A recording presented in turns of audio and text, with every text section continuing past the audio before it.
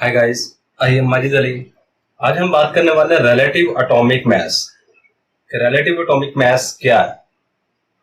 Chemistry में अगर देखा जाए बहुत ज्यादा इंपॉर्टेंट टर्म है। बहुत सारे बच्चों को इसकी समझ नहीं आती कि रिलेटिव एटॉमिक मास असल में होता क्या है। ये इसको रिलेटिव एटॉमिक मास कहते हैं क्यों है? एक वर्ड एटॉमिक मास है, एक है रिलेटिव एटॉमिक मास। इन दोनों में थोड़ा सा फर्क है। इन दोनों में फर्क को लाजमी याद रखिएगा। एटॉमिक मास एक अलग टर्म है, रिलेटिव एटॉमिक मास एक अलग टर्म है। चलिए स्टार्ट करते हैं आज के लेक्चर को। Relative atomic mass. Atomic mass बहुत इजी टॉपिक है लेकिन बहुत ज्यादा इंपॉर्टेंट टॉपिक है ये वाला। अच्छा, यहाँ पे मैंने एक वर्ड लिखा है रिलेटिव। रिलेटिव का अगर उर्दू में मतलब देखे ना, उर्दू में इसको कहता है रिश्तेदार। रिश्तेदार या जो चीज किसी के साथ मुंसलिक होती है उस चीज को रिलेटिव कहते हैं। मसलन मैं आपको सिंपल सी एग्जांपल देता हूं। मैं कहता हूं कि मेरा वजन 85 किलोग्राम है। सपोज करते हैं मेरा वजन 85 किलोग्राम है। अब जब मैं अपना वेट बता रहा हूं 85 किलोग्राम, मैं अपने वजन को किलोग्राम से रिलेट करके बता रहा हूं। मेरा कहने का मतलब यह है कि मुझे एक साइड पे तराजू के रख लें, दूसरी साइड पे 85 किलो किलो के बोर्ड रख दें तो दोनों का वजन बराबर हो जाएगा। यहां पे मैंने अपने वजन को रिलेट किया है किलोग्राम से। अपने वजन को रिलेट कर रहा हूं किलोग्राम से, ये बात याद रखिएगा। अब यहाँ पर रिलेटिव का मतलब यह है कि यहाँ पे हम कुछ ना कुछ रिलेट करके निकालेंगे। एटॉमिक मास को किसी न किसी चीज से रिलेट करके निकालेंगे, ये बात तो कन्फर्म है। एटॉमिक मास, इस वर्ड को भी थोड़ा समझ लीजिएगा। एटॉमिक मास, जैसे मैं एक सिंपल एग्जांपल देता हूं, मैं कहता हूं ह्यूमन मास, इंसान का वजन। अगर मैं अपने वजन की बात करूं, मैंने थोड़ी देर पहले कहा कि मेरा 85 किलोग्राम है, ये ह्यूमन मास है। अगर मैं कहता हूं एटॉमिक मास, तो एटम का मास, देखिए बेशक एटम बहुत ज्यादा छोटा है, इंतहाई छोटा है, आम आंख से नजर नहीं आ सकता है। हत्ता कि आप अगर कंपाउंड माइक्रोस्कोप भी यूज करें तो एटम नजर नहीं आता। ये बात ज़हन में रखिएगा। अब एटम सिर्फ और सिर्फ इलेक्ट्रॉन माइक्रोस्कोप पे नजर आता है। अब ये इतना छोटा है तो हम इसका मैथ किस तरह कर सकते हैं? किलोग्राम का तो वजन यूज करेंगे नहीं, तो ये बात कन्फर्म है। हम किलोग्राम का वेट हरगिज यूज नहीं करेंगे। तो आप किलोग्राम का वट्टा एक साइड पे रख लें, एटम को उठा के उस साइड पे रख लें, आप किस तरह वेट करेंगे? एटम तो है इतना छोटा, आप उसको कभी टच नहीं कर सकते और आप उसका अंदाजा नहीं लगा सकते कि उसका वेट कितना है किलोग्राम के साथ। इसलिए हमें क्या करना पड़ता है? अगर वो चीज छोटी है तो आप उसका कोई बोर्ड जो यूज कर रहे हैं, मैं अगर अपना वजन कर रहा हूं, मैं अपने वजन के लिहाज से किलोग्राम का बोर्ड यूज कर रहा हूं। अगर एटम बहुत छोटा है तो उसके लिहाज से कोई ना कोई बोर्ड यूज करेंगे, कोई पैमाना यूज करेंगे। जो पैमाना यूज किया गया, मुख्तलिफ साइंटिस्ट इकट्ठे हुए, इकट्ठे होने के बाद जो एक पैमाना फिक्स किया गया, ये बात याद रखिएगा, ये कोई आसमान से नहीं उतरता। कोई भी चीज आसमान से नहीं उतरी। इंसान बैठते हैं, बैठने के बाद जो चीज वहां पे डिसाइड होती है उस चीज को ला के आपके सामने रख दिया जाता है कि आज के बाद यही चीज आपने माननी है। सही है। अब यहाँ पे सेम काम हुआ, उधर साइंटिस्ट बैठने के बाद उन्होंने कहा कि एटम का मास किस तरह निकाला जाए। तो सब साइंटिस्ट ने इस बात पे इत्तेफाक किया कि जितने भी एटम्स का मास निकालना है, आपने कंपेयर करके निकालना है कार्बन 12 से। कार्बन एक एलिमेंट है, उसके साथ रिलेट करके निकालना है। ये बात कंफर्म होगी कि आपने एटम का मास एटम से ही रिलेट करके निकालना है, क्योंकि एटम बहुत छोटा है इसलिए हम उससे रिलेट करके निकालते हैं। अच्छा, इस टॉपिक में आज जो हमने चीजें डिस्कस करनी है वो सबसे पहले डेफिनेशन करेंगे, रिलेटिव एटॉमिक मास की डेफिनेशन। फिर डेफिनेशन की एक्सप्लेनेशन करेंगे। एक्सप्लेनेशन के बाद इसका यूनिट क्या है, यूनिट की एक्सप्लेनेशन और चंद एक एग्जांपल्स लिखेंगे। यही आज के हमारे टॉपिक में होगा। चलिए सबसे पहले डेफिनेशन लिखें, इस साथ साथ नोट करते जाइएगा।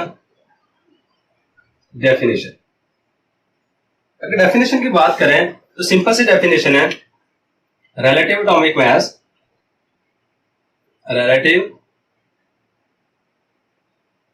एटॉमिक mass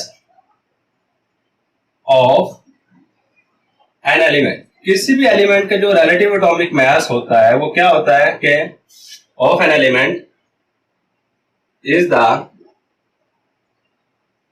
एवरेज मास, वो औसत मास होता है ऑफ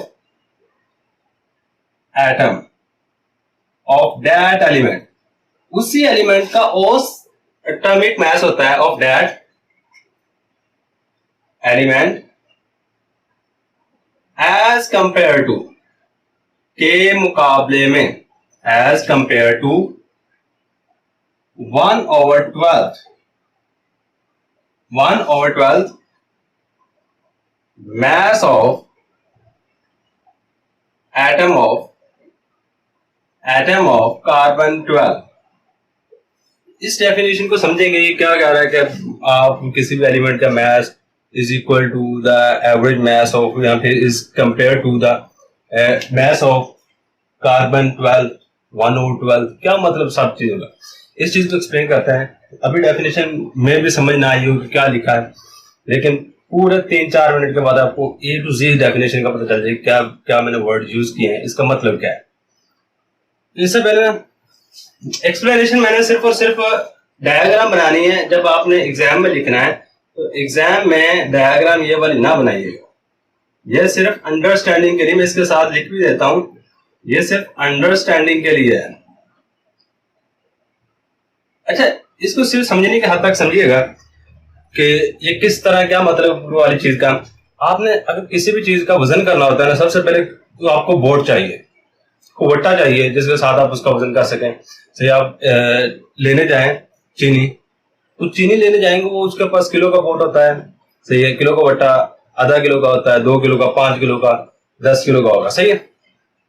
अब मैंने एटम का वेट करना है, यहां भी मुझे कोई ना कोई बोर्ड चाहिए जिससे कंपेयर करके मैं एटम का वजन निकालूंगा। यहां पे जो बोर्ड यूज करते हैं, मैंने पहले कहा है कि कार्बन 12 को यूज करते हैं। कार्बन हमारे पास एटम है, ये बात याद रखिएगा, ये मेरे पास कार्बन 12 है, कार्बन 12। सबसे पहला काम ये करना है कि आपने कार्बन 12 के 12 हिस्से कर देने, 1 2 3 4 5 6 7 8 9 10 11 और 12, यानी कि मैंने इसी एटम को डिवाइड करके 12 हिस्सों में डिवाइड कर दिया है, तकसीम कर दिया 12 हिस्सों में, सही। अगर मैं पूछूं इसमें से जो एक हिस्सा, ये क्या कहलाएगा, ये कौन सा, मैं कहूं सिर्फ और सिर्फ इस हिस्से का बताइए, इस हिस्से को हम क्या कहेंगे, इतने हिस्से को, इस हिस्से को मैं कहूंगा 1/12 पार्ट। ये 12वां हिस्सा है, किस चीज का 12वां हिस्सा है, इस चीज का 1/12 पार्ट ऑफ C12 एटम। ये बात याद रखेंगे आप। इसमें जो एक हिस्सा है यह समय क्या कहलाता है, 1/12 part of carbon 12 atom, carbon 12 का 12वां हिस्सा, ये इसका मतलब है। अब ये तो हमारे पास आ गया। अब यहाँ पे ये जो एक एक हिस्सा है ना, ये 1-1 किलो का, जिस तरह हम बोर्ड यूज करते हैं, सेम यही समझ लें कि ये 1-1 किलो का बोर्ड है। हमने जिस आइटम का वजन करना है ये वाली चीज के साथ कंपेयर करते हैं।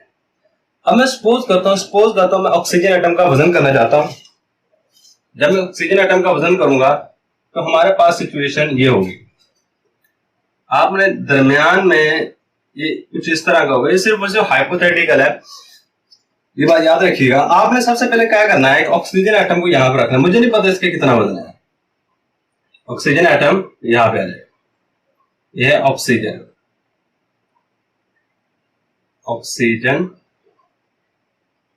एटम, चले जी, ऑक्सीजन एटम को यहां पर रख लिया। आप सेकंड काम क्या करना है, यहां से एक एक उठा के यहां पे रखते जाए, 1 2 3 4 5 6 7, और जैसे ही 8 9 10 11 12 13 14 15, तो जैसे मैं 16 वाला वेट रखता हूं, यानी कि 16 टुकड़े इस तरह के यहां पर रख देता हूं, तो इस ऑक्सीजन एटम के बिल्कुल बराबर हो जाता है, नहीं दोनों एक दूसरे के बिल्कुल बराबर होते हैं। तब मैं क्या कह सकता हूं, इस ऑक्सीजन एटम का वजन 16 AMU है, एटॉमिक मास 0 है।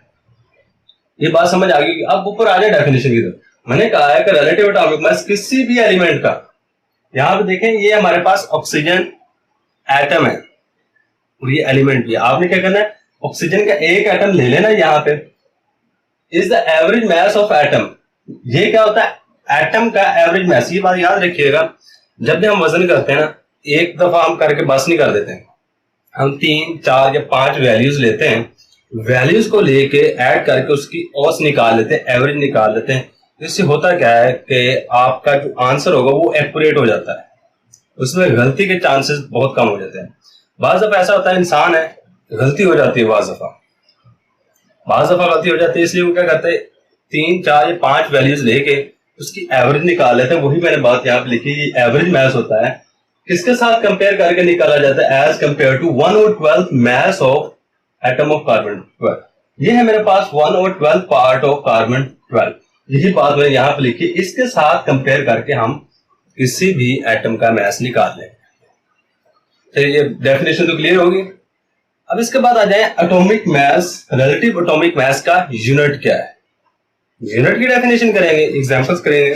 चलें बात करते हैं यूनिट की। यूनिट की अगर बात की जाए, सिंपल सा इसका यूनिट है AMU, ये इसका यूनिट है, एटॉमिक मास यूनिट, या फिर हम इसको सिंपली प्यार से AMU भी बोलते हैं। ये बात याद रखिए, AMU होता क्या है, ये जो एक पार्ट मैंने, ये सिर्फ और सिर्फ इतना पार्ट 1 AMU कहलाता है। ये सिर्फ और सिर्फ कार्बन 12 का 12वां हिस्सा 1 AMU। चलो 1 AMU की डेफिनेशन कर लेते हैं। अब इसकी डेफिनेशन अगर करेंगे, ये क्या हो जाएगा हमारे पास, 1 AMU is, ये चीज लिखे 1/12 part of carbon 12 atom is equal to the 1/12 part of carbon 12 atom. ये हमारे पास AMU की डेफिनेशन सिंपली कहते हैं कि इतना पार्ट हमारे पास 1 AMU कहलाता है। ये होगी 1 AMU atomic mass unit. Relative atomic mass का यूनिट क्या है, उसकी यूनिट की डेफिनेशन। इसके बाद आ जाए चंद एक एग्जांपल्स लिखते हैं, चंद एक एग्जांपल के बारे में जो मर्जी लिखना है ये आपकी मर्जी, में काफी सारे लिख देता हूं। ये हमने पहले एटॉमिक मास में भी लिखी हैं और यहाँ पे भी हम लिख देते हैं। अच्छा, एग्जांपल हमारे पास है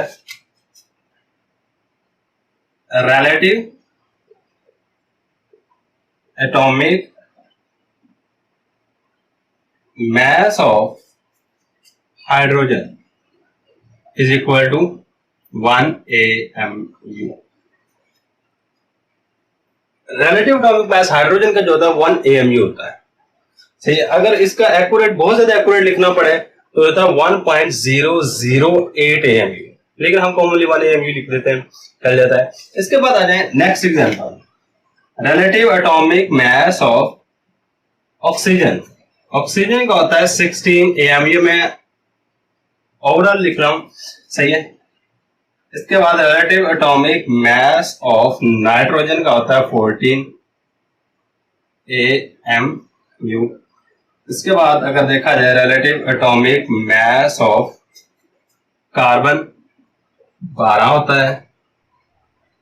इसके बाद अगर देखा जाए relative atomic mass of chlorine 35.5 AMU। इसके अलावा बहुत सारे एग्जांपल्स हैं, आप कोई से 2-3 एग्जांपल याद कर लीजिएगा।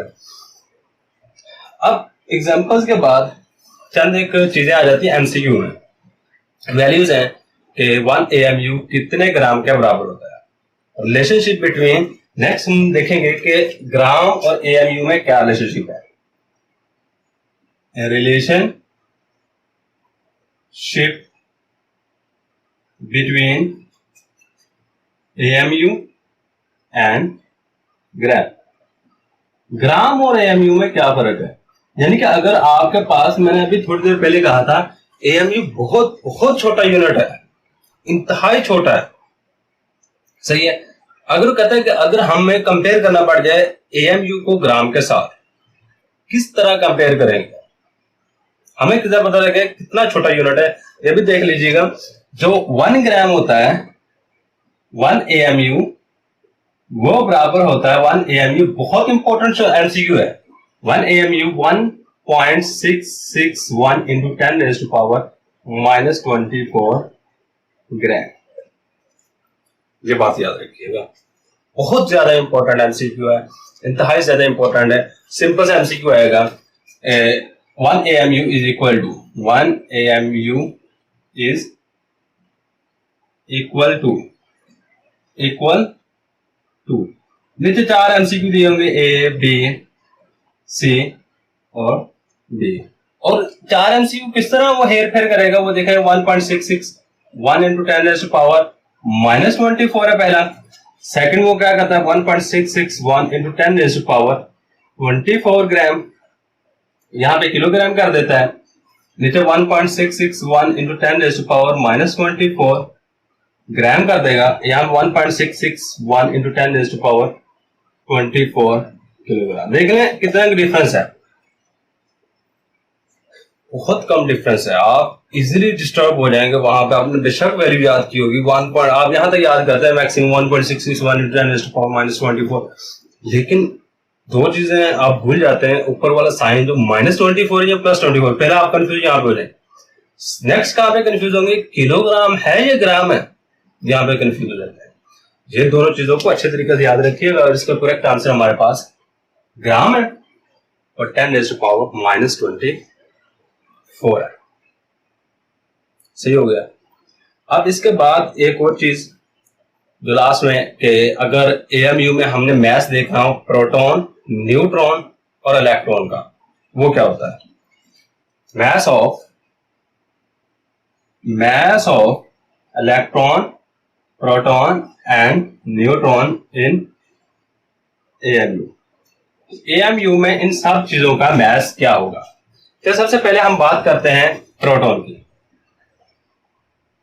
मैस ऑफ प्रोटॉन की बात करें, इसका होता है 1.0073 AMU, सही है। मैस ऑफ न्यूट्रॉन की बात करें, इसका होता है 1.0087 AMU। मैस ऑफ इलेक्ट्रॉन की बात करें, इसका होता है 5.486 इंटू 10⁻⁻4 AMU। ये 3 वैल्यूज आपने याद कर लेनी है, 3, बल्कि ये वाली तो लाजमी याद रखिएगा, बहुत ज्यादा इंपॉर्टेंट है, कई दफा एग्जाम में आ चुका है। बाकी ये वाली चीजें भी याद रख लीजिए। अब जो एग्जाम में आने वाली चीजें, इस टॉपिक में लॉन्ग क्वेश्चन तो आता नहीं है, कभी भी नहीं आएगा आपको लॉन्ग क्वेश्चन।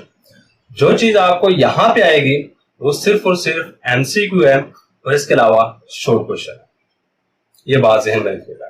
अच्छा, शॉर्ट क्वेश्चन किस तरह आएगा, वो कहेगा define relative atomic mass with example. Define relative atomic mass and give one example.